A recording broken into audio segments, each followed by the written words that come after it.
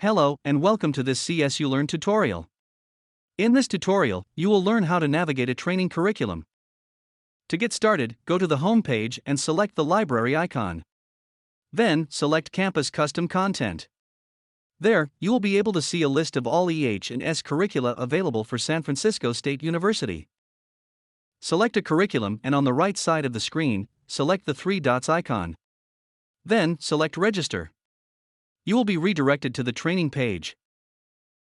There, you can either select Resume Activity, or you can select an individual part of the curriculum by selecting Start. But remember, you will not be able to access the quiz until you have completed all the other sections. Select Start displayed on the middle of the screen, and then select Launch Course. Once you start the presentation, follow the instructions on the screen to move from one slide to the next. Make sure that you read carefully and take notes on all slides.